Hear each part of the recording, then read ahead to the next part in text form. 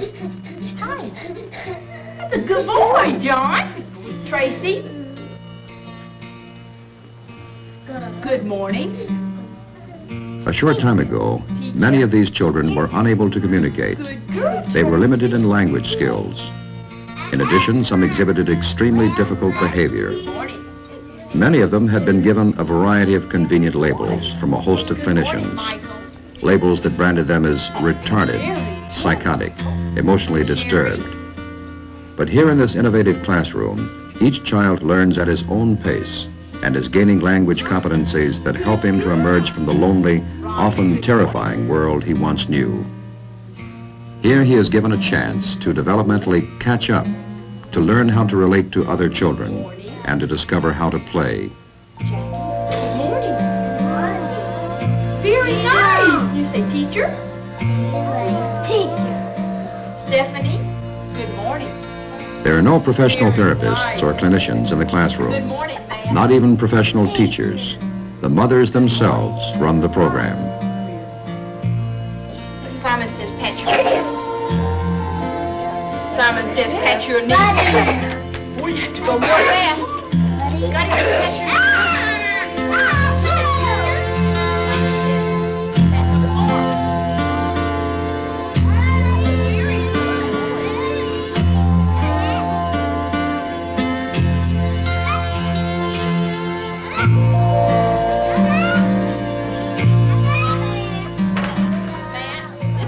The language preschool classroom is only one part of a diversified service delivery system in Nashville, Tennessee.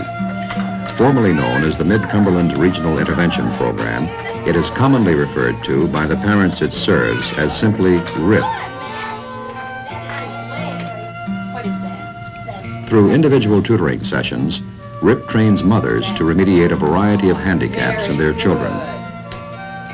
Specific tutoring techniques acquired by the parents at RIP are applied at home, usually enabling the child to develop to the point where institutionalization or a residential placement is no longer a consideration. Let's look for the home first. Look for the home. There it is. Try putting it on that. Another main thrust of RIP trains parents to control the behavior of oppositional children. Appropriately, this phase of the program is called toddler management. Get it in there, Tracy? Yeah. Each individual activity, whether tutoring or toddler management, occupies only a brief period in the school day. A car. A car. A lion in the zoo. A lion The remainder of the time is spent in one of RIP's 4 preschools. For example, language preschool. The lion goes. The lion goes. Through peer interaction in a group setting, the children are given an opportunity to expand and to generalize what they have learned in their individual sessions. Can you growl like a lion, Peter? That's what he says, isn't it? Okay. I wonder if there's anything else. Language preschool is highly structured. Each school day is planned around a series of precisely scheduled group activities, starting with the morning's opening exercise. A real long neck. That has a big long neck that lives in the zoo. During the opening exercise, the children are gathered together, each with a carpet square identifying his own place within the group. In the zoo. This time is set aside for an initial exchange of greetings to start the new day, followed by songs and simple motor imitation games. He had a long neck. Good. He had a long neck. That's right, Judy. I saw. What is this? Giraffe. A giraffe in the zoo. Very good. To help the children become accustomed to the routine, a bell is rung, signaling the end of one exercise and the beginning of the next. That's good thinking. Yes, that's good. Very good. Stephanie, what puzzle would you like to work this morning? All right, go back and tell Bobby. Bobby will help you find it. That's a big girl. Winston, what puzzle would you like to work this morning? The second event of the school day is called activity time. The emphasis is upon fine motor development. Each child is given a prescribed task involving eye-hand coordination, such as completing a number of puzzles or stringing beads. Activity time helps to strengthen the child's ability to function in a normal classroom by stressing such disciplines as attending to a task with a minimum of teacher attention. During each scheduled activity, the teachers maintain a constant stream of verbal bombardment, asking questions, describing the task the child is undertaking, giving instructions, encouraging conversation.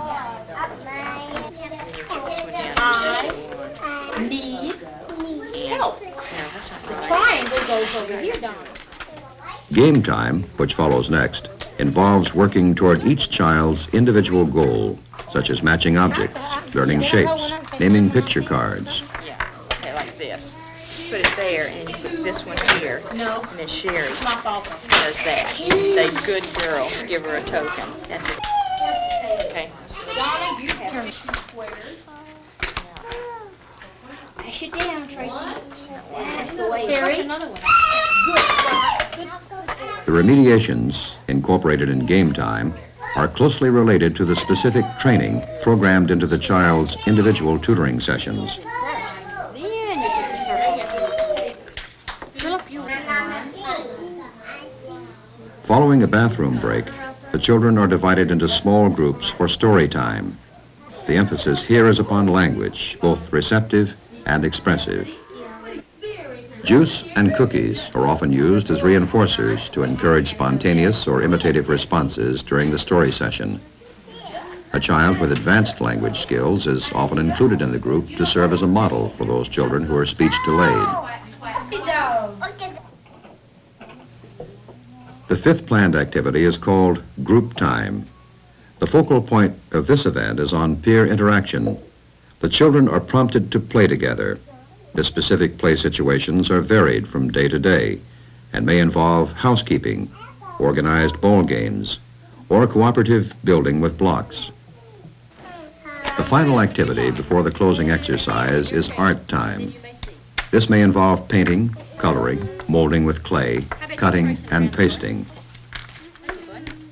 Each of these creative tasks is planned to complement the specific teaching unit for that week. All the daily activities are designed to relate to that weekly theme.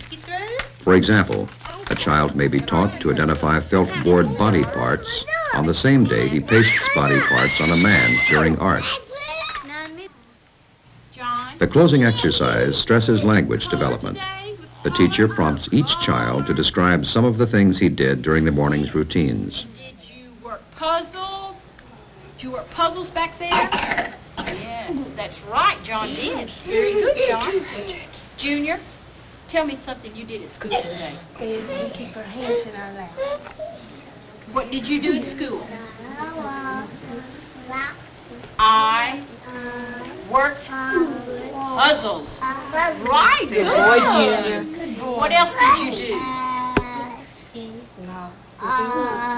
What did you do with these? I colored. It's Ronnie's time to talk. Ronnie, what did you do at school today? What did you do? All right, wave to Sherry. Sherry? Sherry, look at Winston's waving bye to you. Bye. Yeah, he's waving bye to you. Very good. She likes that too, a whole lot. Bye. Thus, from the opening exercise to the exchange of goodbyes, Language Preschool is operationally organized around 7 carefully planned and precisely scheduled activities. This not only provides a variety of experiences and developmental opportunities, but also strengthens the child's sense of temporal relationships.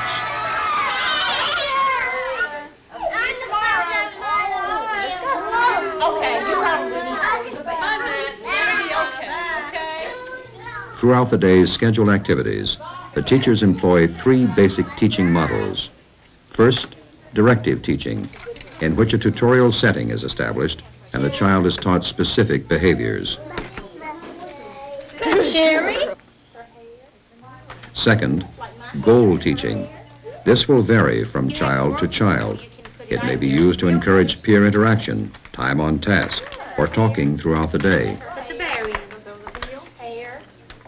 You're working so hard. And third, spontaneous teaching, seizing any naturally occurring opportunity which has potential for the child's development and encouraging further explorations. Gotta trace around and hold your stencil down. Language preschool is a training experience for both children and mothers because the teachers in the RIP preschools, as well as their classroom assistants and helpers, are non-professionals in the clinical sense.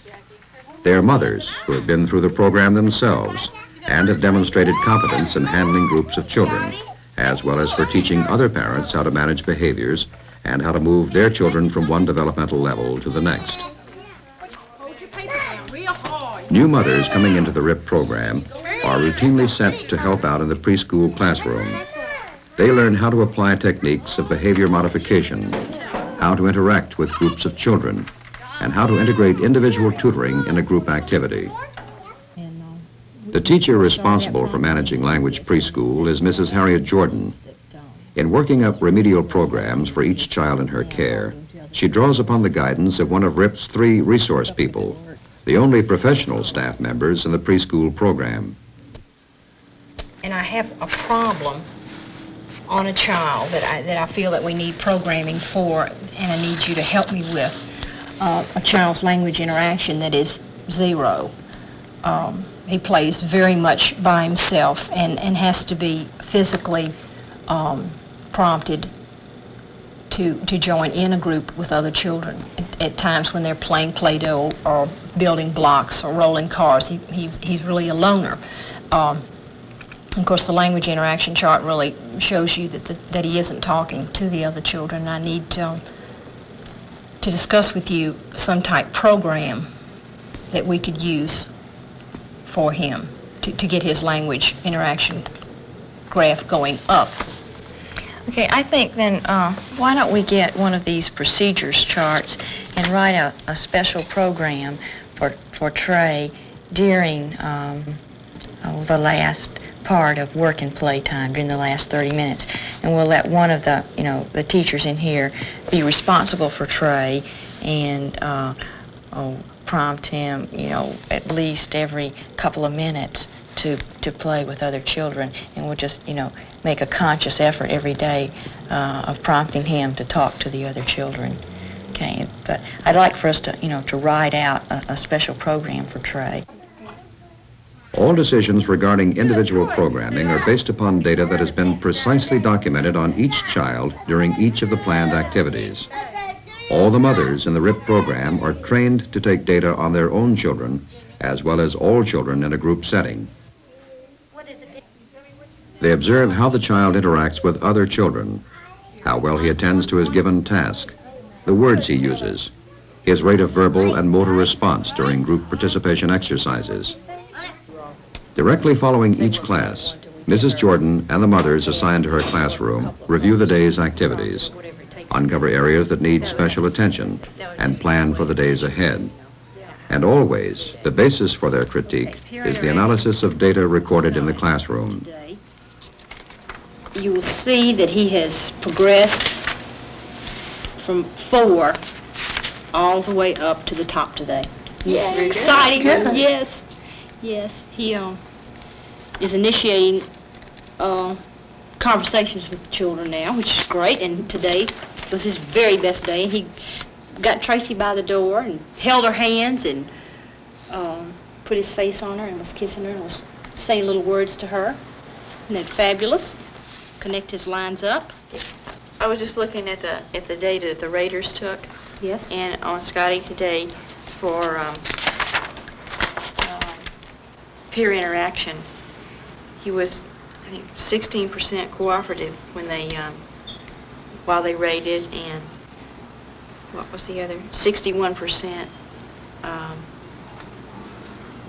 61% of the time he played parallel. So it's kind of jumping up and down, but Right. before, he had 0 cooperative play, and now it's kind of bouncing between 50 and 20. So that's really great. 50 and 16, I guess. We need to watch that very carefully every day, the ones that aren't responding, and be sure that we back up, move in and back up, and get them back on the track of responding during opening exercise, because we can look at our data and see that the ones that go down, that have been like Scotty sometimes is way up, and there are days when he doesn't respond, and we need to back these kids up and get them on the right track. Do you think it might be because they aren't getting enough attention? Right. There's no backup, and there's not someone there to say, hey, come on, if say the teacher's giving out different commands for the child to do, especially happens like maybe 2 or 3 are sitting together. If one doesn't, the others don't. So we need to get in there and be sure that they're reinforced when they do it. When they do this. If maybe one of you is in the center, then if there are 2 more of you, just sort of be in charge of all the kids on one side and the other be in charge of all the kids on the other side. Just kind of have to be aware. Yeah, we have to make ourselves more aware of who is responding and who isn't and why, and then do something about it. Because I have noticed it the last couple of days. Activity time's gone quite well. I think today we had a real good day. Everybody worked very well on task. Susan worked 5 puzzles today. 5 puzzles today. She never said anything during that time, did she? No. No. But she did, she worked 1 6-piece, which was the rabbit puzzle, which was very good for her. Right. Get your wheels ready, Peter. Here we go, Winston. The wheels on the bus go round and around, around and around. The following day, the basic schedule of activities is repeated, but no 2 days will be exactly the same. Even though the routine is similar, there will be new behaviors to watch for, new remediations to be incorporated within each activity, new goals to be implemented for specific children. The wiper on the bus goes swish, swish, swish, swish, swish, swish. Even as the opening exercise gets underway, the raters are given last-minute instructions on the specific behaviors to watch for, instructions based upon each child's individual developmental goals. And Donna, the new little girl. Desi, you rate with Pat, since you're just beginning to see how